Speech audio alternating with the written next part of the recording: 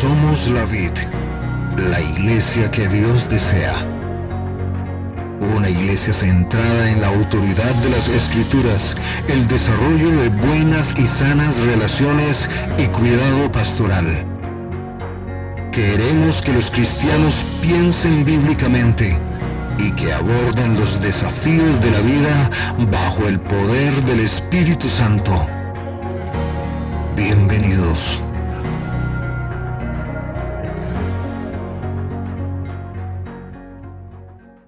Muy buenos días, amada familia.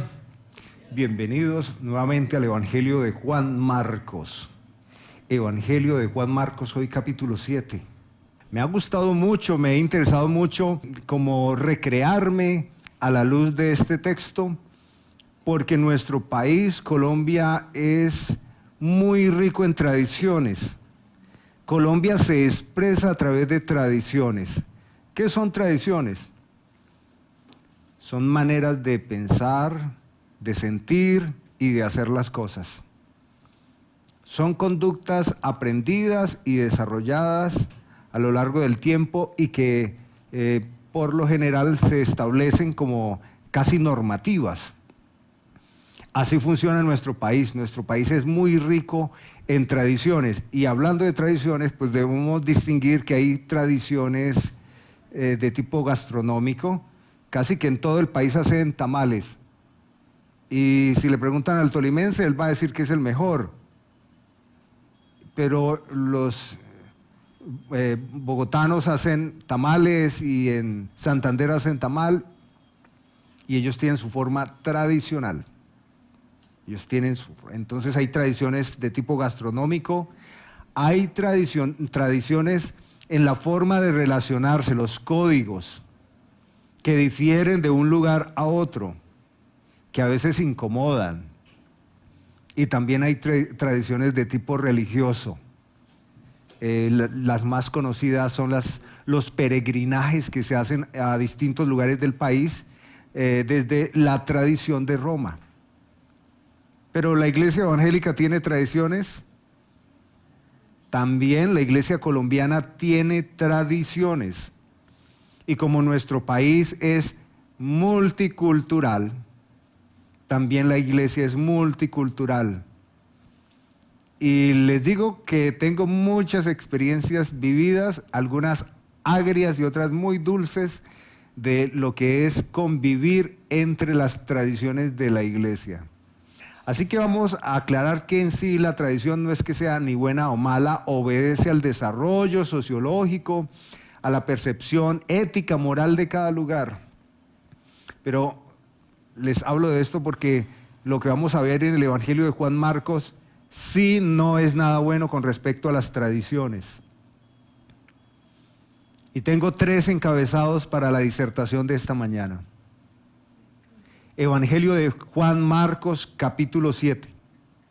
En la versión que uso, el título es Lo que contamina al hombre. En la versión que uso. Pero tengo 3 encabezados para que estudiemos hoy desde el versículo 1 hasta el versículo 23. En primer lugar es el lado oscuro de las tradiciones. Ese es el primer encabezado. ¿Quiere usted saber cuál es el lado oscuro de las tradiciones? Ese es el primer encabezado. El segundo encabezado de nuestro estudio bíblico es el desprecio o el rechazo de la tradición contra la palabra y entonces contra el señorío de Cristo y por lo tanto contra Dios mismo. Ese es el segundo encabezado, el desprecio del hombre al Señor. Y el tercer encabezado entonces es el corazón del hombre como el caldo de cultivo de todo tipo de tradiciones. Sobre esos 3 encabezados vamos a contemplar a Dios en esta mañana, vamos a escuchar a Dios y Dios nos va a hablar. ¿Quiere que Dios le hable en esta mañana? Cierre sus ojos y ore conmigo. Padre, los mejores momentos de mi semana es cuando abro la Biblia y puedo escucharte. Y uno de los momentos muy importantes de mi vida como cristiano es el primer día de la semana, porque me congrego con mis hermanos en devoción, con una actitud correcta, me presento a ti con adoración y, Señor, en esa misma medida te busco porque quiero escucharte. Tengo problemas con las tradiciones, Señor. Me han causado dificultades a lo largo de mi vida y seguramente que hoy es la oportunidad para que tú aclares mi corazón al respecto, Señor. Traigas luz a mi vida con relación al tema del Evangelio de Marcos, capítulo 7. Oro a ti con humildad en el nombre de Cristo Jesús. Amén. Amén. Voy a leer en favor de ustedes Evangelio de Marcos, capítulo 7. Se acercaron a Jesús los fariseos y algunos de los escribas que habían venido de Jerusalén. Estos escribas y fariseos, viendo a algunos de los discípulos de Jesús comer pan con manos impuras, esto es, no lavadas, los condenaban, pues los fariseos y todos los judíos, aferrándose a la tradición de los ancianos, si no se lavan muchas veces las manos, no comen. Y cuando regresan de la plaza, si no se lavan, no comen. Y otras muchas hay que se aferran en guardar, como los lavamientos de los vasos de beber, de los jarros, de los utensilios y vasos de beber, de los utensilios de metal y de las camas. Entonces le preguntaron pues los fariseos y los escribas, ¿por qué? ¿Por qué tus discípulos no andan conforme a la tradición de los ancianos, sino que comen pan con manos impuras? Respondiendo él, Jesús, les dijo, hipócritas, bien profetizó de vosotros Isaías como está escrito. Esto está escrito en Isaías capítulo 29, versículo 13. Este pueblo de palabras, de labios, de ritos me honra, mas su corazón está lejos de mí. Pues en vano me honran, enseñando como doctrinas mandamientos de hombres. Hasta aquí el primer ítem. Recuerde que el primer encabezado, ¿cuál es? El lado oscuro de las tradiciones, y en este caso la tradición judía.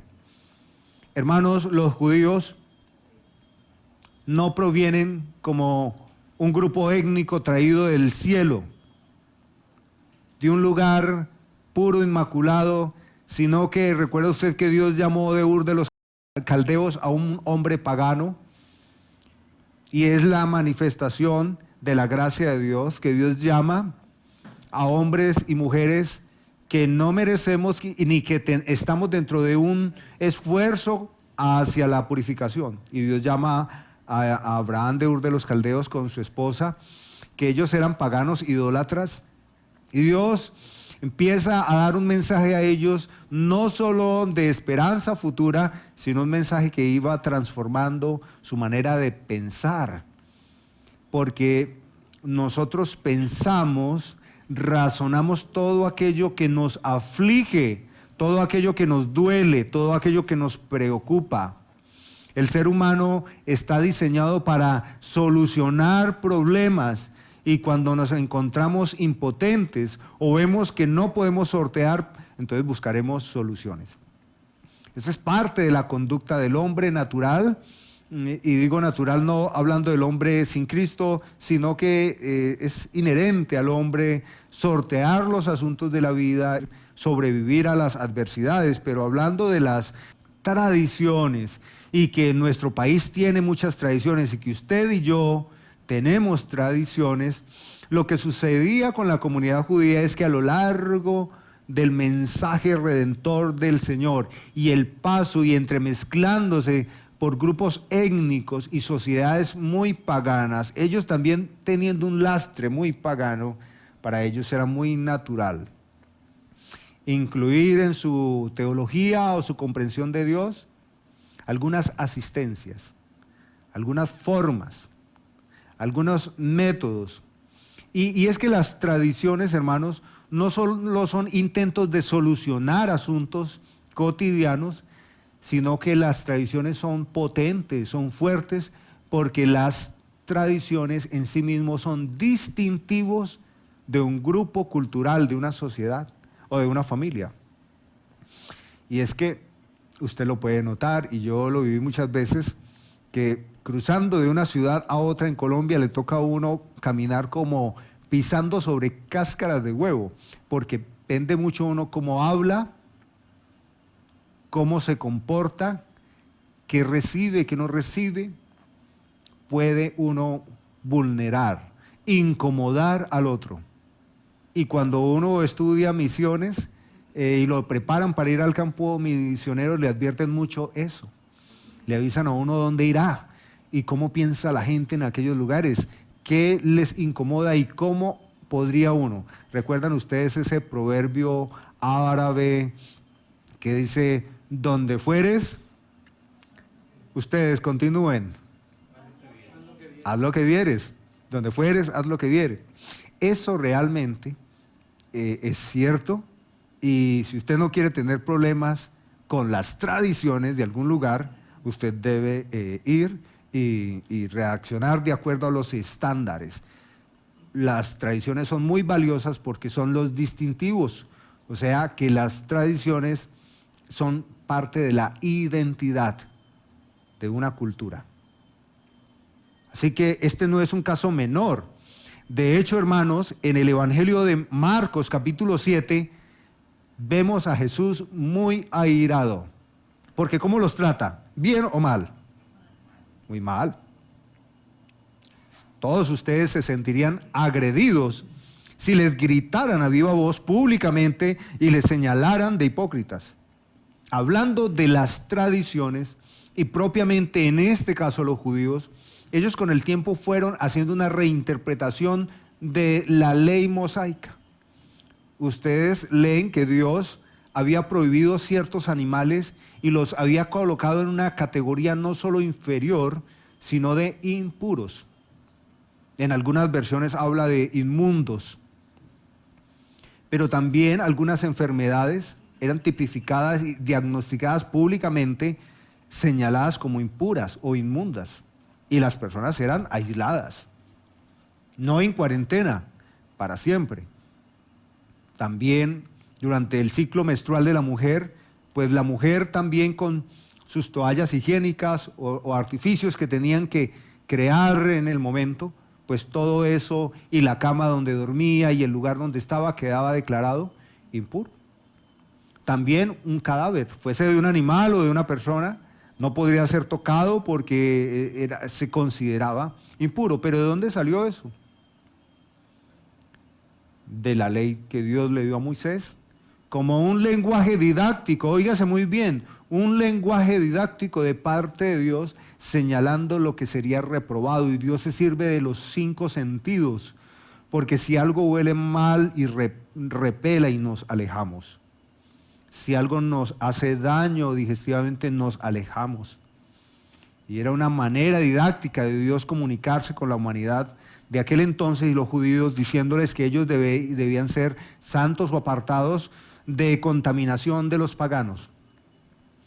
Pues así, en razón de esa doctrina de santificación, pues los líderes religiosos con el tiempo fueron añadiendo observancias, y una de ellas es lavar.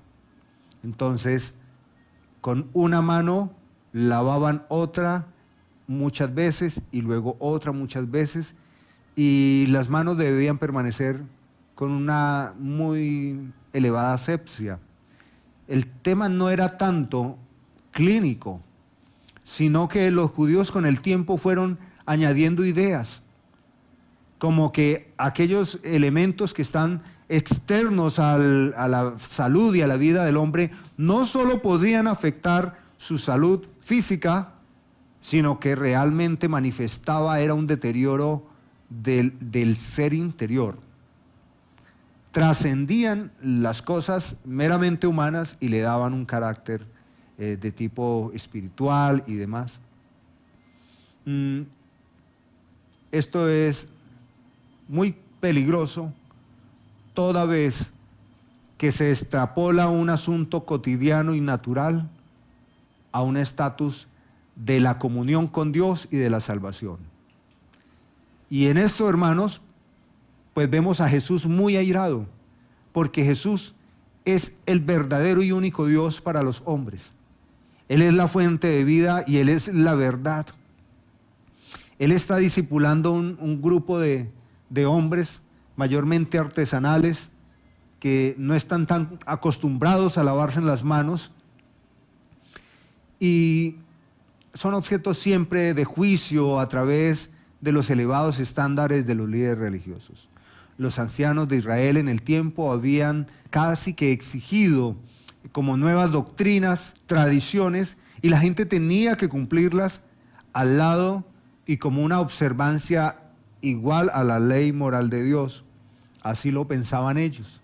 Ellos creían y señalaban al pueblo que lo que ellos hacían era una exégesis, una interpretación formal, clara y práctica de lo que era la ley mosaica. Así que eso sería una forma.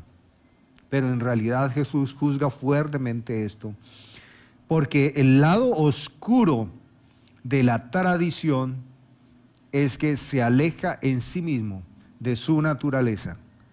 Quiere decir que, por ejemplo, pensar que lavarse las manos para comer era una manera de ser más accesible a la presencia de Dios, es una forma muy, muy pagana. Yo pienso que ellos usaban, los líderes o los ancianos de la época, de documentos antiguos, de historias, relatos bíblicos donde Dios, por ejemplo, en el caso de aquel militar, obra un milagro sanándole de una enfermedad muy penosa, dolorosa y asquerosa, haciéndolo lavar, sumergiéndose 7 veces en el río. Así hay varios casos en el Antiguo Testamento, incluso el mismo ejercicio en el tabernáculo del lavatorio. Pienso yo que los líderes, los ancianos de la época miraban los documentos antiguos y desde ahí fue que hicieron una reinterpretación. Pero esa reinterpretación la elevaron al estatus de purificación del alma. Esto para Jesús es hiriente porque sabe Dios que el alma no puede ser purificada con ninguna forma y esfuerzo humano. Lo que atenta aquí con las tradiciones es con el propósito redentor de Cristo. En realidad las tradiciones se oponen de manera directa al plan redentor. Y hemos visto en la historia y hasta el día de hoy que la iglesia bíblica tiene fricción con iglesias llamadas evangélicas porque a día de hoy presentan normas culturales y estándares y le dan el estatus de algo que tiene que ver con el favor de Dios. Hay ciudades, pueblos, veredas, corregimientos en Colombia donde para predicar el pastor tiene que usar corbata y si no usa corbata no es legítimo, no le permiten. Pero lo que digo es cierto, hermanos. Hay lugares en el país donde a las hermanas se les prohíbe pintarse el cabello o ponerse aretes o cosas así. Hay lugares del país donde al hombre cristiano se le prohíbe quitarse el bigote. Uno preguntaría, ¿pero por qué? Pero tiene que usar bigote y cosas así. ¿Está bien o mal? Ni bien ni mal, hermanos. No está ni bien ni mal la corbata. No está ni bien ni mal el tinte. No está ni bien ni mal las flores, hermanos. Todas esas cosas que tienen como propósito dar adoración, ofrenda y culto al Señor, es algo bonito. El problema, el lado oscuro de las tradiciones es cuando ellas superan la gracia. Superan, por supuesto, porque si algo entendemos que nos une con Cristo al Padre es la gracia. Antes de la fundación del mundo, Dios por su amor a Él mismo, por su bondad y para su gloria, nos vio como con gracia.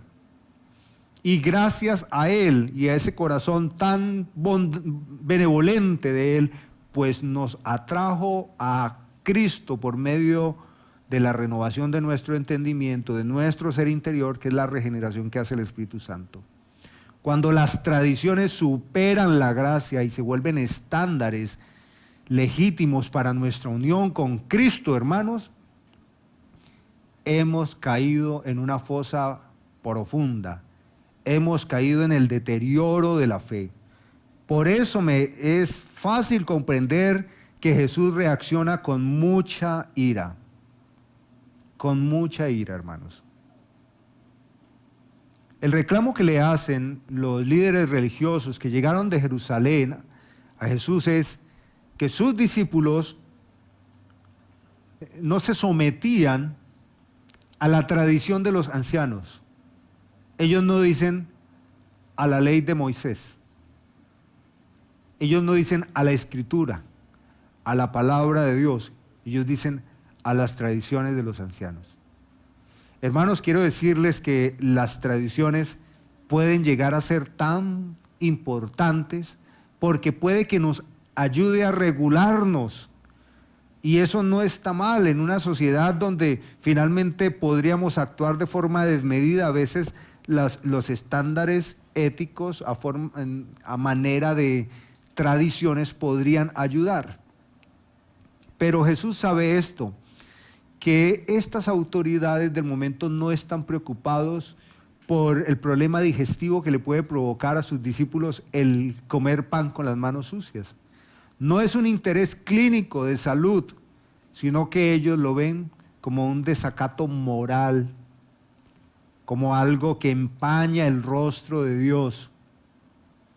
Me gusta cuando el profesor Arcis Sproul en una de sus clases pregunta si acaso el pavimento, la tierra o el barro es una masa de pecado. Cuando usted tiene una prenda bonita como la tiene hoy puesta, blanca o como, y de pronto le salpica barro, usted dice, oh, me ensucié, ¿qué más? Me enmugré, decimos, ¿cierto? Pues sí, realmente hubo una mancha del barro, del mugre, pero ahí no hay un deterioro moral. Porque el barro, porque la tierra, porque el polvo no tienen pecado. El lado oscuro de las tradiciones es que las tradiciones se elevan y se colocan a una percepción moral. Tendría yo unos 13, 14 años cuando llegó a nuestra casa una señora que era parte de una iglesia evangélica y por alguna razón, creo que compartía estudios con mi hermano, no recuerdo bien, pero ella llegó a casa y saludando demás, se interesó por hablar de la fe y rápido señaló y dijo, pero ustedes no son cristianos. Y rápidamente nosotros dijimos, claro, sí, conocemos el evangelio desde, sí, dijo, no, ustedes no se ven como cristianos. Lo que ella decía que no nos veíamos era porque usamos jean, mi mamá usaba aretes, mis hermanas también. Para estas personas, que a día de hoy son iglesias muy grandes, estas tradiciones no solo son percepciones morales, sino que para ellos son normativa de nuestra unión con Cristo. Y entonces hay comunidades pseudoevangélicas que prohíben tomar tinto. Para ellos el tinto, ¿qué es? Tomar lo que sería pecado. Y hay comunidades pseudoevangélicas que no consumen cerdo. ¿Por qué no consumen cerdo? Para ellos, ¿qué es un problema de salud o espiritual? Espiritual. ¿Nota usted? ¿Qué más hemos conocido? Muchas acusaciones de estándares que no tienen que ver con lo realmente profundo y fuerte del corazón del hombre, pero que están puestos ahí como una descripción de lo que es piadoso, de lo que es sacro y de lo que es profano, sucio, vil. La acusación es que los discípulos no se lavan las manos conforme a la tradición de los ancianos. Aquí la palabra anciano no es una persona de la tercera edad, aunque casi siempre era así, hermanos. No había ancianos, jovencitos, no. Pero lo que quiere decir es que está refiriéndose a un grupo de hombres de mucha autoridad. Estos hombres que se sentaban a la entrada de la ciudad y que solucionaban los conflictos intrafamiliares y de negociaciones y demás.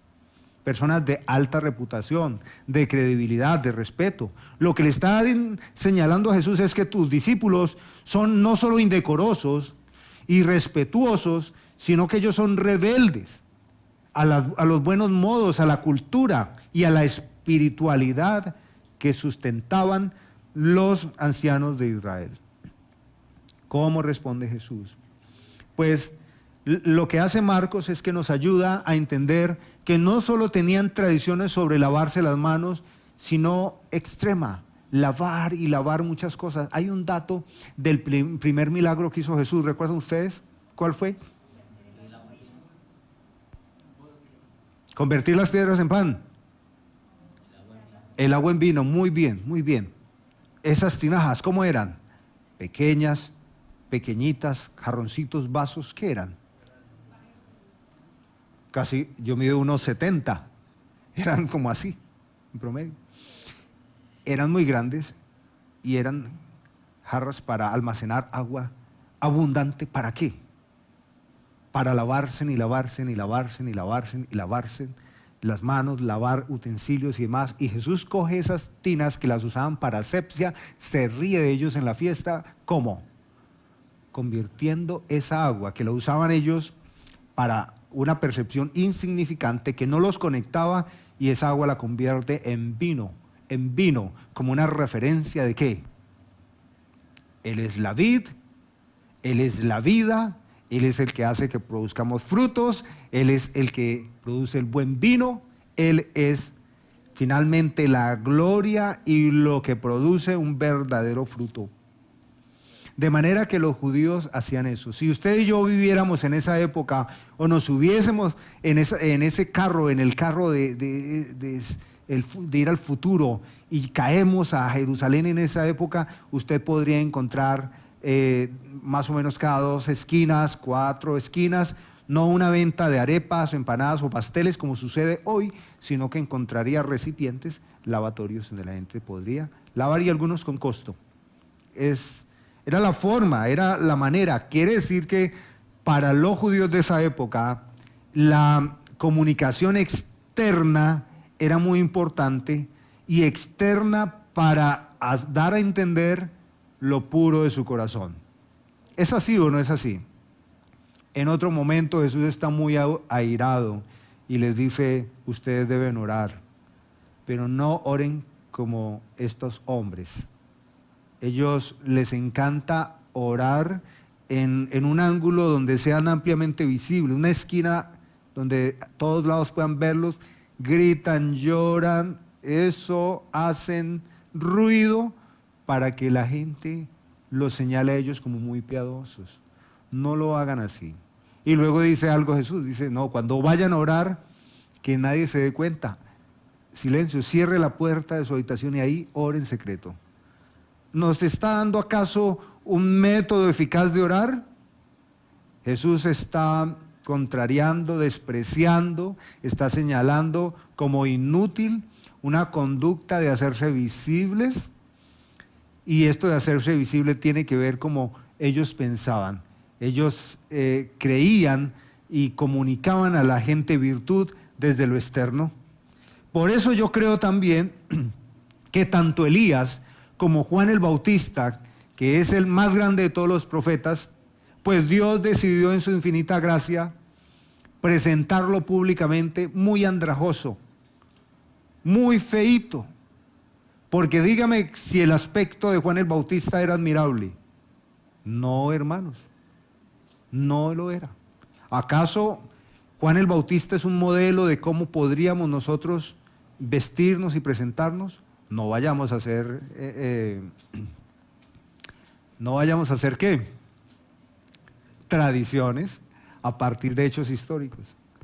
Pero sí veo constantemente como el Señor confrontando una manera de pensar que no es piadosa. El lado oscuro de las tradiciones en esta época es que ellos no esperaban al Mesías. Ellos consideraban que por sus propias obras, sus propios hechos, sus propios formalismos, sus códigos serían justificados. ¿Quién dijo eso? Cristo lo juzgó. Que ellos creían que por sus propias obras, actos serían justificados. Ese es el lado oscuro de las tradiciones. El lado oscuro de las tradiciones es darle una connotación salvífica, espiritual, de santificación. Les voy a decir un dato muy importante. Las iglesias que más crecen son las iglesias legalistas. ¿Qué es legalismo? Viene del término o del concepto de lo legal, estar dentro de la norma, acatarla, cumplirla. Pero es despectivo desde el punto de vista teológico, porque legalismo en teología lo que significa es que una persona considera que desde su propio esfuerzo y su cumplimiento de la ley, porque cree que la puede cumplir, es justificado. Las iglesias legalistas son las que más crecen. Y hay dos razones importantes. La primera es porque hay algo en el corazón de todos los seres humanos, de usted, de mí y de todos. Y es un desprecio natural a Dios mismo. A partir de la caída del hombre, el hombre tiene una pugna contra Dios. De hecho, Dios es el que busca a Adán. Y cuando Dios encuentra a Adán por allá en un chamisero escondido, Adán no asume responsabilidad. Dios escucha que Adán le juzga como alguien que ha hecho una mala manufactura, la mujer que me diste. Adán le manifiesta a Dios que le tiene miedo, que le tiene terror, como si Dios es una cosa peligrosa.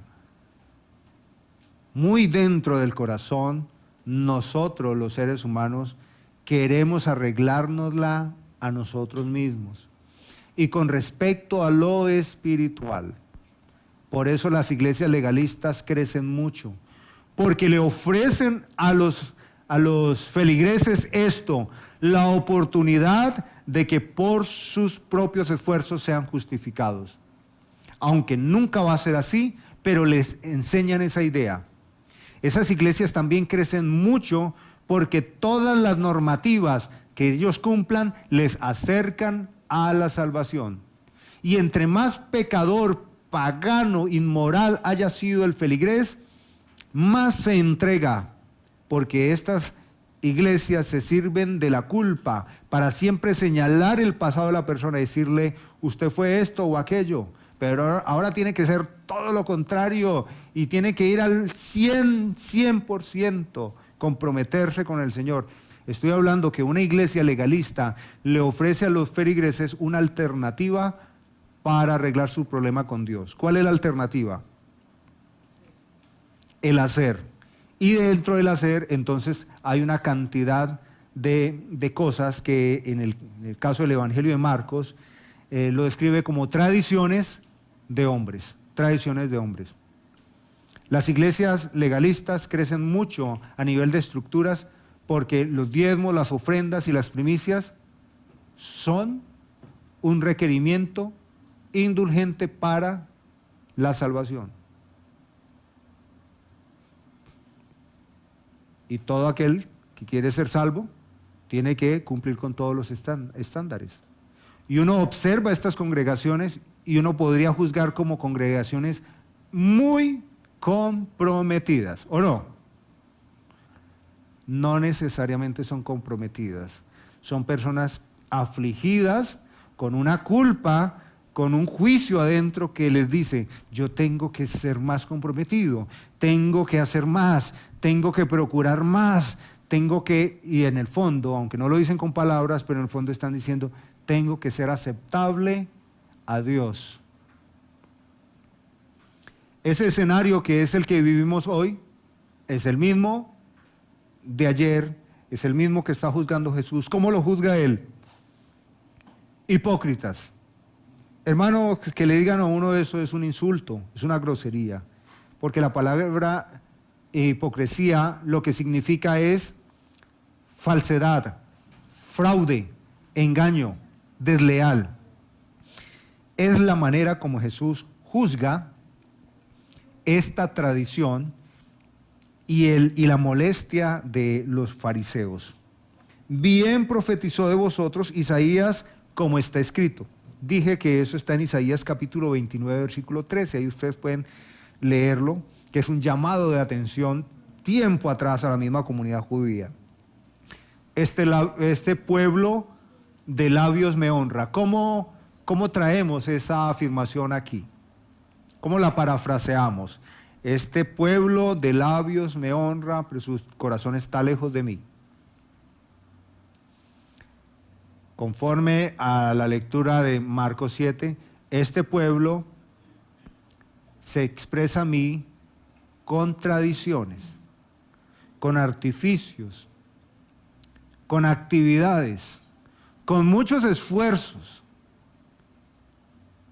pero su corazón, su ser interior, su inclinación profunda no tiene nada que ver conmigo. Esa sería una manera como en este momento podría parafrasear. Es muy grave lo que Jesús está diciendo, porque Jesús no tiene afirmaciones equívocas. Jesús no está como tratando de interpretar qué sucede, sino que Jesús sabía lo que había en el pensamiento, en el corazón de cada uno de ellos. Este es un juicio de Dios muy fuerte contra estas personas. Lo que está diciendo Jesús es que estas personas no son realmente su pueblo. No son por los que Él vino. Ellos no gozan de la gracia salvífica, que ellos están en tinieblas y como los juzgó en otra ocasión, son hijos de Satanás, el padre de mentira. Y aquí está, hermano, nuestro segundo ítem. ¿Cuál es el segundo ítem? Muy bien. No coincide la lógica de los hombres, el razonamiento del hombre, las voliciones o la voluntad, los gustos, el deseo del corazón del hombre no coincide con los estándares de Dios, no coinciden.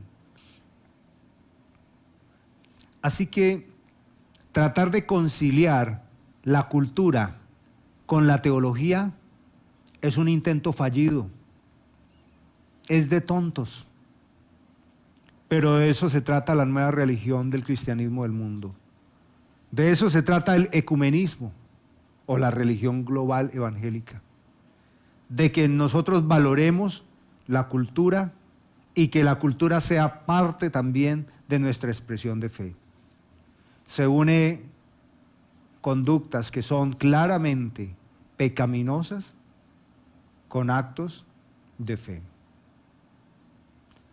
Ahora, mientras digo esto, por mi mente pasan muchos datos de acusaciones que hay al evangélico, a la iglesia sobre paganismo.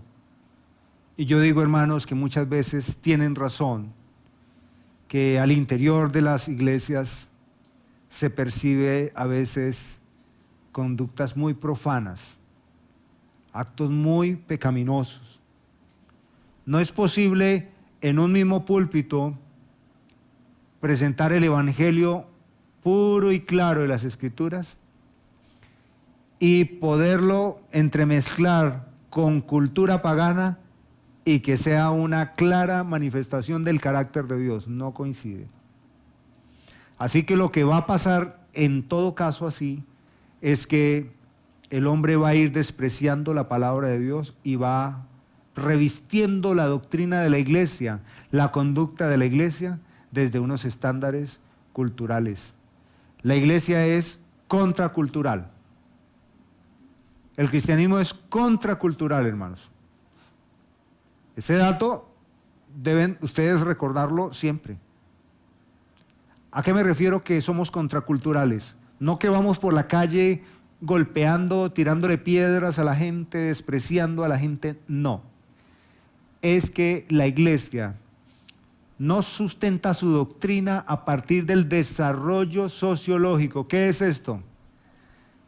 Que eran indígenas, luego un poquito más cerca al pueblo, luego a la escuela, al colegio, luego a la universidad y demás, y que en el trazo desde la selva hasta la academia fueron construyendo unas ideas morales apropiadas y espirituales. No, hermanos.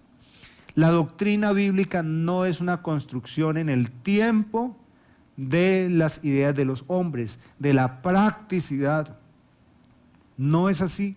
Por eso el cristianismo es contracultural. Todas nuestras doctrinas son una revelación progresiva traída de Dios mismo. A esto quiero decir que es un revelarse Dios a la humanidad de su propio carácter. Entonces hoy, cuando la discusión es si una familia es un hombre, una mujer, o un hombre, una mujer, un hombre, un animal, una mujer, un animal, 3 hombres, 2 mujeres, o todo ese tipo de grosería, nosotros vemos que eso es el resultado del desarrollo cultural, pero nunca es la revelación progresiva. Y aquí está el punto. Porque dejando el mandamiento de Dios. Dejando el mandamiento. ¿A qué se refiere con el mandamiento de Dios? Todo lo que tenían hasta ese momento de la palabra de Dios. Dejándolo. Póngale cuidado que esa es la palabra. Dejando, abandonando. Pero también usted puede entenderlo así. Porque despreciando. Dejando, abandonando, despreciando, subvalorando, degradando, omitiendo, porque dejando el mandamiento, la palabra o la dirección de Dios, os aferráis a tradiciones de los hombres. Y luego describe, pues en este caso, los artificios, lavamientos de los jarrones, de los vasos de beber, y hacéis otras muchas cosas parecidas, semejantes. Desprecio, el rechazo, el abandono de la palabra de Dios. La palabra de Dios o Dios mismo, o el señorío de Dios, o la sabiduría de Dios. Me gusta mucho, siempre recuerdo Santiago, él hace una distinción entre la sabiduría que viene de lo alto y la sabiduría de los hombres. ¿Qué dice acerca de la sabiduría de los hombres? Lo insulta, dice que nuestra sabiduría es animal, carnal y finalmente es diabólica. ¿Cómo? Sí, hermanos, es la descripción acerca de eso. Quiere decir que esta comunidad judía abandonan la sabiduría de Dios y tienen una sabiduría que es animal, carnal y diabólica, que se reviste de miscelánea, de muchos objetos, de muchas cositas, indumentarias, aparentemente limpias, bonitas, muchas otras cosas. Recuerda que tenían vestiduras y el orar en las esquinas, eran muchas formas. Y Jesús les decía también, bien invalidáis el mandamiento de Dios. ¿A qué se refiere con invalidar? Le quita el crédito. Lo hace desprovisto de verdad. Recuerde, hermanos, que todos tenemos tradiciones, todos. Hay que mirar en esta mañana por el Espíritu Santo que esas tradiciones no definan nuestra vida, que esas tradiciones no sean lo que nos coloca a nosotros en razonamiento. ¿De acuerdo? Porque Moisés dijo, honra a tu padre y a tu madre. El que maldiga al padre o a la madre muere ¿cómo? O sea, que no tiene abogado, irremisiblemente es que no va a estar sujeto a juicio, ni abogado, ni defensa, ni tiempo. Es cadena de muerte.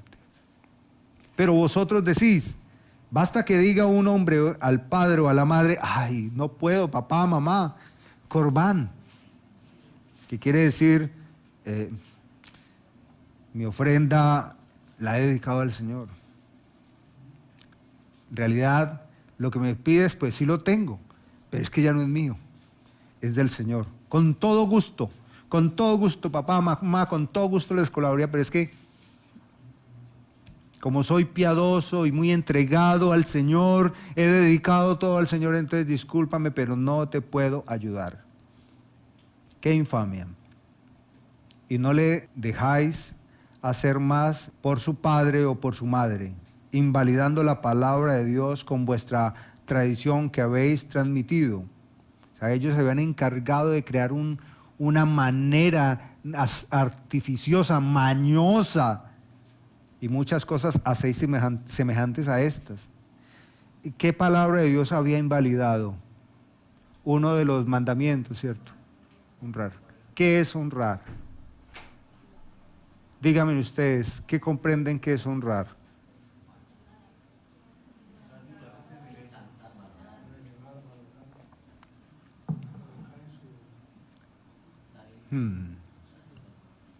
Honrar es considerar a alguien con muy alto valor. Valor, no en valor económico, porque entonces no sería honra, sería un objeto, sino que honra es darle una cualidad muy elevada a otra persona, al punto de que yo me relacionaría con esa persona, como dice Pablo, mirando al otro como superior a mí. ¿Acaso Pablo está presentando un mensaje de subvaloración, de baja autoestima? No, sino que el apóstol Pablo está confrontando es el ego de nuestros corazones y nuestra manera de arrollar la vida de otro, poniéndonos por encima y maltratando. Entonces, honra es mirar a una persona con mucho valor. Honra a tu padre y a tu madre. Es un código divino. Es uno de los mandamientos de Dios que se mantiene y pasa como un mandamiento y una ordenanza al cristianismo. ¿Saben ustedes que todos los mandamientos que están en el Antiguo Testamento, sanitarios, no son de obligación para la iglesia cristiana hoy? Y hay unos que sí. Este es uno de ellos. El honrar a padre y madre. Y la manera práctica de entender esto es verlos con muy alto valor. Quiere decir que como hijo, cuando siento ira con mi papá o con mi mamá, y siento ira y quisiera gritarles y responderlos, me recuerdo que ellos son de muy, muy alto valor, muy alto valor, muy alto valor. Es como que yo tengo una joya que amo, es un frasco hermoso, me encanta, daría todo siempre por conservarlo y jamás voy a descuidar ponerlo en un lugar donde se pueda caer y quebrar. Tiene un valor, un significado muy profundo para mí. Así que honrar a padre y madre era uno de los mandamientos que la comunidad judía de aquella época despreciaba. Fíjese, se acercaron a Jesús los fariseos y algunos de los escribas que habían venido de Jerusalén. Estos hombres pomposos, muy cuidadosos de estar limpios, que oraban en las esquinas para ser escuchados, ayunaban y eso se martirizaban porque digan, uy, qué tremendos espirituales, que exigían el lavarse las manos para comer y muchas cosas, tenían a sus padres en condiciones miserables. Eso es lo que vemos aquí.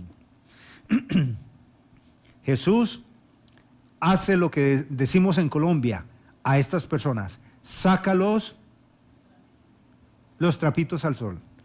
No nos hubiésemos enterado de este chisme.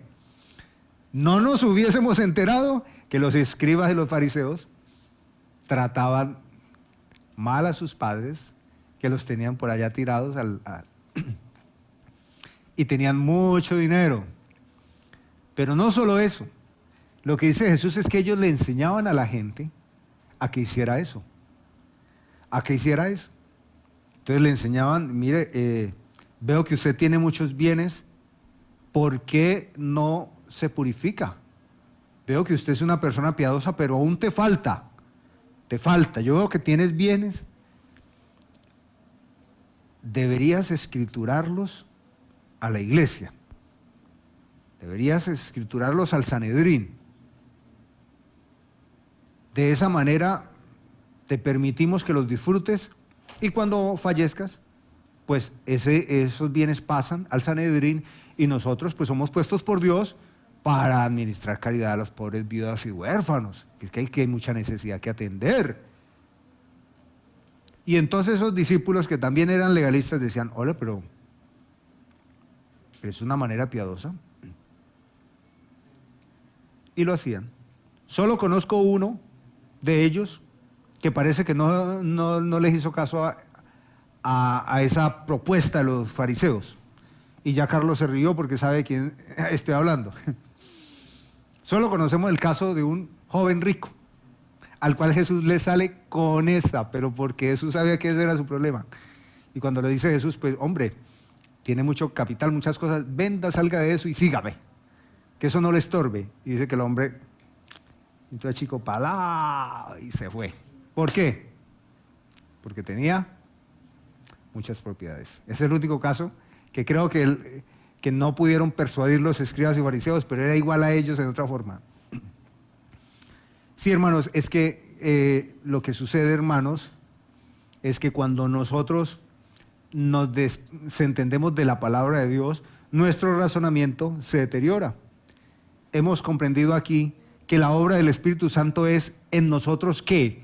Iluminarnos, no revelarnos. El Espíritu Santo no nos revela nada, nada. Escuche bien, no hay nada hoy que el Espíritu Santo nos revele, porque ya todo está revelado.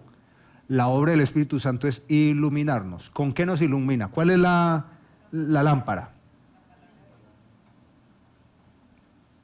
Esa es la linterna, dice David. Lámpara es a mis pies, ¿qué? Y lumbrera mi camino. Entonces el Espíritu Santo nos ilumina a través de la palabra, pero como nosotros nos desprendemos de la palabra y no tenemos ese ejercicio de coger el papel, de coger el libro y rayarlo y estudiarlo y preguntarle al Señor ahí en el texto y sentarnos ahí a pensar de qué se trata esto, qué es el mensaje del Señor ahí y cotejarlo, pues el cristiano también a veces está como entenebrecido. Y entonces tomamos malas decisiones, actuamos mal y vemos con más practicidad las tradiciones. Todo creyente que no es bíblico es tradicional. Todo creyente, les dejo ese ejercicio. Esta semana observe, no creo que entre ustedes porque los veo todos muy piadosos, pero observe hacia los lados. Toda persona que no es bíblica es tradicional. El que no adora a Dios en la contemplación de la palabra se sienta con usted a discutir sobre versículos, sobre qué es lo que están haciendo, sobre qué es lo que no están haciendo, por qué están comiendo esto, por qué no se reúnen los sábados, por qué no comen morcilla, por qué no hacen aquello, por qué no hacen esto, por qué tienen ese pastor con el pelo largo, y qué más diría yo. El caldo de cultivo de todo tipo de tradición es el corazón. El corazón es una máquina que está todo el tiempo encendida. El corazón es una máquina, pero es una máquina muy peligrosa. Las Escrituras, o Dios, a través de la revelación, se encarga a lo largo del tiempo aclararnos que el corazón, como el asiento, como el centro del ser del hombre, es engañoso, es peligroso, y que el corazón sin Dios es un enemigo de Dios, un opresor del mensaje de la palabra de Dios, un antagonista, un guerrero contra el reino de los cielos. Jeremías capítulo 17, versículo 9. El pecado de Judá está escrito con cincel de hierro y con punta de diamante. Qué descripción tan tremenda. Está esculpido en la tabla de su corazón. Me encanta eso porque cuando lo describe así, mi cerebro se va a imaginar esas lápidas que hacen, que es en mármol, piedra dura y tallan. ¿Y cómo usted borra eso? Tienes que partirla, deshacerla. El pecado de Judá está escrito con cincel de hierro y con punta de diamante. Una punta de diamante, una cosa pero muy afilada y eficaz, dura. Está esculpido en la tabla de su corazón. ¿Por qué punta de diamante? La punta de diamante es para perforar algo muy, pero muy, muy duro. Muy, muy duro. ¿Y qué es lo que está perforando ahí? El corazón, que más adelante va a decir que es de piedra. ¿Y qué tipo de piedra? Muy dura. Está esculpido en la tabla de su corazón y en los cuernos de sus altares, como un recuerdo para sus hijos, o sea, como dando una tradición. O sea, el pecado de ellos en su corazón está grabado en ellos como para entregarlo de generación en generación como una tradición. Y luego dice, como un recuerdo para sus hijos, sus altares, sus imágenes de acera están junto a los árboles frondosos y los collados altos. Hermanos, siempre la tradición está muy asociada a la idolatría. La tradición está muy asociada a la idolatría, porque a la final la idolatría no es el muñeco que está puesto allá en ese altar. La idolatría es a la persona que se arrodilla, porque la persona que se arrodilla finge ser alguien piadoso, y al hacer este tipo de actividades, lo que presume en su propio corazón es que se acerca a la altura de lo que Dios puede recibir, o sea que es aceptable al Señor. Así ha dicho Jehová: maldito aquel que confía en el hombre, que pone su confianza en la fuerza humana. ¿Por qué? Mientras su corazón se aparta de Jehová.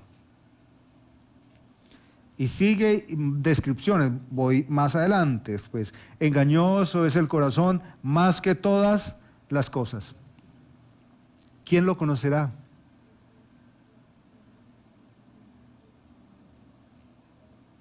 Con fuerza, dice el profeta: yo, Jehová, que escudriño la mente, que pruebo el corazón para dar a cada uno según su camino, según el fruto de sus obras. Estos líderes fariseos que juzgan los discípulos de Jesús eran personas con un corazón muerto, petrificado. Sus corazones estaban bajo una ley, la ley del pecado. Y esa ley del pecado estaba escrita en ellos. La analogía es como grabada con cincel. Y dice que no solo estaba grabada de esa manera, sino para que ese pecado estuviese expuesto a sus siguientes familias, a sus hijos. Ese es el efecto de las tradiciones. Esas son las formas, hermanos. ¿Por qué estoy hablando de eso hoy, hermanos? Pues porque hacemos estudio bíblico consecutivo y hoy estamos en Marcos capítulo 7 y hoy nos toca hablar de esto. El corazón del hombre. Pienso en el Sermón del Monte cuando Jesús dice: bienaventurados los de limpio corazón, porque ellos verán a Dios. Pienso en eso y me pregunto, entonces, ¿quién verá a Dios? ¿Quién es aquel de limpio corazón si el corazón del hombre es engañoso? Pues está hablando de Ezequiel de un corazón sin Dios. Un corazón que no ha sido transformado. Porque cuando dice engañoso es el corazón más que todas las cosas, está dentro de ese diálogo de un corazón de piedra, un corazón que tiene grabado el pecado, que no ha sido pasado por la gracia de Dios. En Ezequiel, capítulo 36, versículo 24. Y creo que esto es lo que tiene que pasar, hermanos, para que una persona aún pueda entender el mensaje que estamos tratando hoy. Tiene que pasar esto, o de lo contrario la persona sentirá que esta predicación es un atentado inmoral contra las buenas costumbres de aquellos que quieren y se esfuerzan a buscar al Señor. Ezequiel capítulo 36, versículo 24. Yo os tomaré de las naciones, os recogeré de todos los países y os traeré a vuestro país. Esparciré sobre vosotros agua limpia, esa agua es la palabra. Seréis purificados de todas vuestras impurezas y de todos vuestros ídolos, costumbres, tradiciones, y os limpiaré. Os daré un corazón nuevo y pondré un espíritu nuevo dentro de vosotros. Quitaré vuestro corazón de piedra y os daré un corazón de carne. Pondré dentro de vosotros mi espíritu y haré que andéis en mis estatutos y que guardéis mis preceptos y los pongáis por obra. Me parece muy interesante que después de una discusión muy acalorada, a partir de esta acusación que hacen estos líderes religiosos en contra de los discípulos de Jesús y directamente en contra de Jesús, porque le están diciendo, no le está haciendo bien, usted está enseñando mal, no les está enseñando piadosamente, los está estimulando, está promoviendo el desacato y la inmoralidad. Después de esta confrontación de Jesús, Jesús es tan compasivo y misericordioso que la confrontación también incluye la misericordia porque les muestra el camino. Jesús les dice cuál es el problema que hay en ellos. El problema está en el corazón. ¿Cómo lo hace Jesús? Ustedes terminarán la lectura, pero Jesús dice esto: lo que contamina al hombre no es lo que entra por la boca. Ahora, dice Juan Marcos que también en esto Jesús estaba declarando los alimentos como limpios. Y si limpios, comestibles, probables en la dieta de la gente. Sabemos hoy, hermanos, que algo que hace el Espíritu Santo en nosotros es ayudarnos a pensar y a vivir de manera coherente, apropiada. Que los excesos en ciertos alimentos pueden afectar nuestra salud. Pero Jesús no tiene conversación en esto, porque en este caso Jesús no está tratando de discutir si el chicharrón puede elevar los triglicéridos o no. Ese no es el tema. El tema aquí de Jesús es que lo que entra, tanto la discusión de lo que se come o no se come, como si se come con las manos limpias, de pronto lo que puede producir es ciertas afectaciones físicas, digestivas y no más, hermanos, no más, que lo que realmente agrava la existencia del ser humano es muy dentro. En la cultura judía el corazón está acá. En otras culturas el corazón está acá. En otra cultura el corazón está aquí o acá. Cada cultura tiene una manera de distinguir como ciertos órganos para decir, allá está lo profundo. Las entrañas, el corazón. Los judíos acá. Y lo que dice Jesús, hermanos, es que en cuanto a esta discusión de lo que afecta la pureza, la santificación, no está afuera, sino que está aquí. Y cada uno de nosotros, muy a menudo, estamos lidiando con algo que está aquí adentro. No me va a decir porque de pronto algunos quedarían excomulgados, pero solo piénselo, no creo que pase acá. Piénselo y note que esta semana usted luchó con algo, o la semana pasada. No dudo que hasta los más pequeños todos andamos como entre un filo y un abismo. El filo es ese camino angosto de Cristo. Vamos al camino y no podemos hacia un lado ni hacia otro lado, porque hacia un lado ¿qué hay? Un abismo, y hacia otro. Esos abismos son nuestras inclinaciones, nuestras pasiones profundas.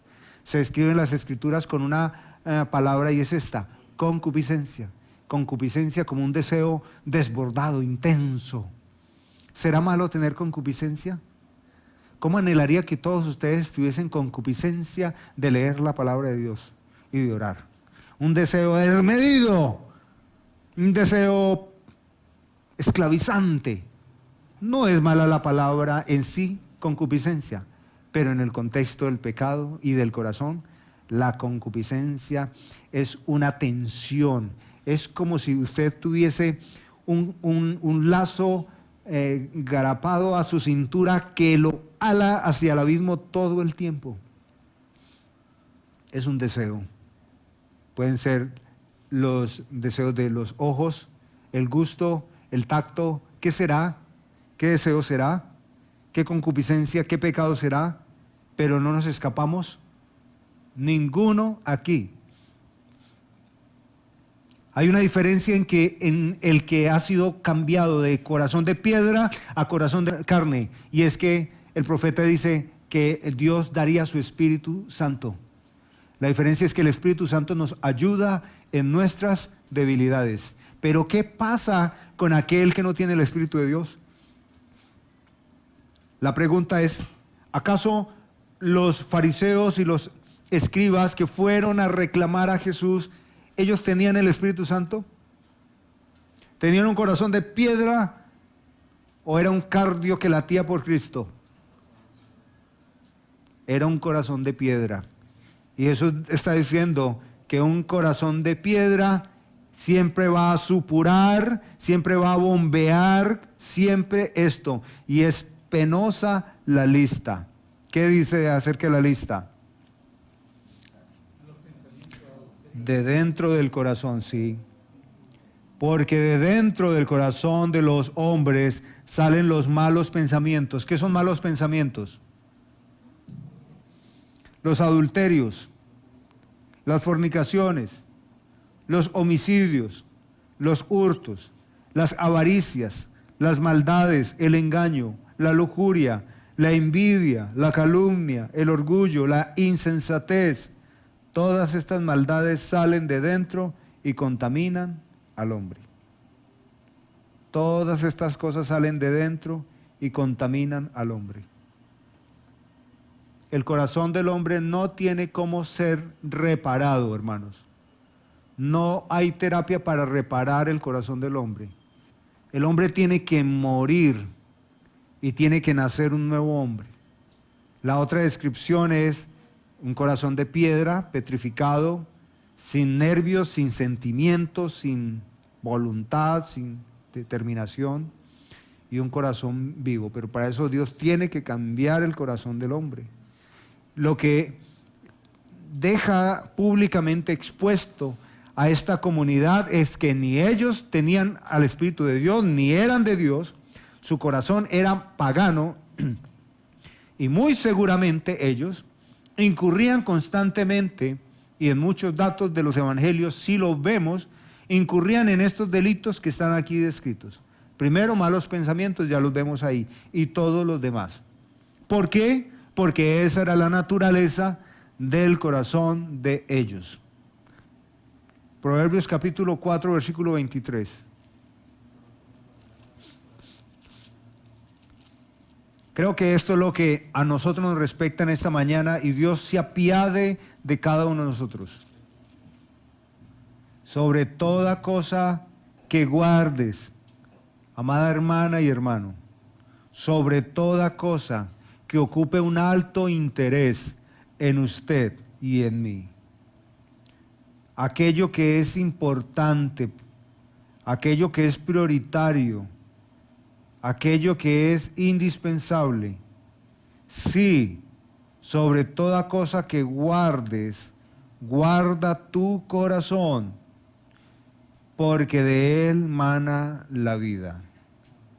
Hay que entender que lo que nos dice el autor de Proverbios no es que cuando dice que mana, no está diciendo que la vida está dentro de nosotros, que el poder, el misterio y la liberación está adentro de nosotros, que muy dentro de nosotros podemos hallar la liberación, como lo enseñan los esotéricos, sino que esta es un llamado a la sabiduría, a entender que nuestro corazón es un depósito, es solo un depósito. Salomón, una página antes, en el capítulo 2, hablando como de un padre a un hijo, le dice: hijo mío, si guardares en tu corazón. invita a un hijo, en este caso a los hijos de Dios, nos invita a nosotros a que el corazón, como un depósito naturalmente vacío, desprovisto de Dios, necesita dos influjos divinos. Uno es la sabiduría y el otro es la inteligencia. ¿Pero de dónde viene eso? Tiene que venir al Señor. Tiene que venir del Señor. Dice, Jehová da la sabiduría, de su boca procede el conocimiento y la inteligencia. Él provee de sana sabiduría a los rectos. Cuando la sabiduría penetre en tu corazón y el conocimiento sea grato a tu alma, entonces nos va a decir cómo es que se guarda ese corazón. La discreción te guardará y te preservará la inteligencia para librarte del mal camino, de los hombres que hablan perversamente, de los que abandonan los caminos rectos para andar por sendas de tradiciones, de religiosidad, de actividades indulgentes. Abandonan los caminos rectos para andar por sendas tenebrosas, de los que disfrutan haciendo el mal y se gozan con las perversiones del vicio. Las veredas de los cuales son torcidas como las tradiciones y torcidos sus caminos.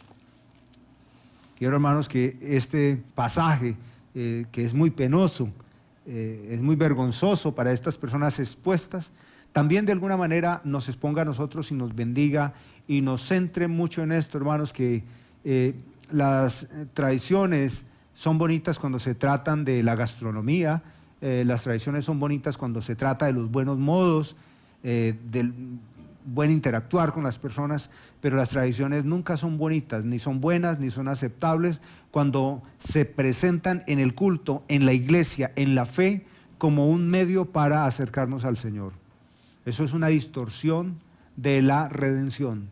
Es una manera violenta que coge a Cristo y lo arranca de la cruz y pone en la cruz el oficio, las actividades, las ideas de cada persona. Eso es pecado, hermanos, y eso solo afirma que los que creen en esas cosas tienen el corazón entenebrecido. Su corazón es una piedra, están fosilizados y no tienen la gracia del Señor. Así terminamos en esta mañana la disertación de estos 3 ítems. ¿Cuál fue el primero? El lado oscuro. ¿Cuál fue el segundo? ¿Y el tercero? En alguno de esos Dios le habló a usted, si no es que le habló en todos, pero a mí me habló. Póngase de pie, por favor. Bendito Padre, en esta mañana estamos agradecidos. Muchas gracias, Señor Dios Todopoderoso, por aún estos fariseos que usaste para que juzgaran a tus discípulos, porque lo que sucedió aquí es que nos dejaron una confrontación a nosotros.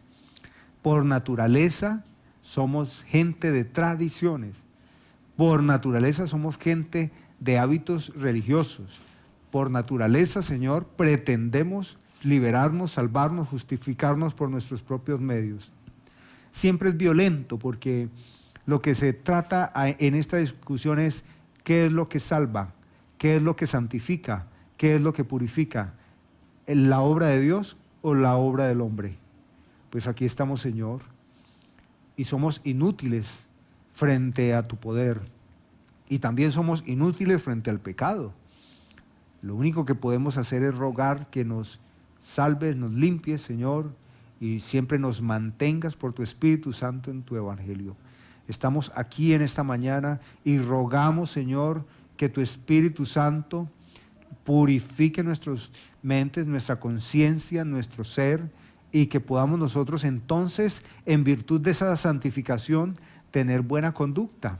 Es muy importante que los creyentes seamos vistos por los incrédulos con admiración, que los inconversos no nos juzguen a nosotros por groseros, por mentirosos, por indecorosos. Eso es muy importante. Y queremos, Señor, tener obras que hablen de ti, Señor. Esas obras que tú has creado desde antes para que vivamos en ellas, Señor. Pero reconocemos que son resultados y son actos de adoración por razón de lo que es eficaz. tu obra en nosotros, Señor. Te adoramos, Señor. Te agradecemos. Bendito Dios, te adoramos en Cristo Jesús. Somos la vid, la iglesia que Dios desea. Una iglesia centrada en la autoridad de las Escrituras, el desarrollo de buenas y sanas relaciones y cuidado pastoral. Queremos que los cristianos piensen bíblicamente y que aborden los desafíos de la vida bajo el poder del Espíritu Santo. Bienvenidos.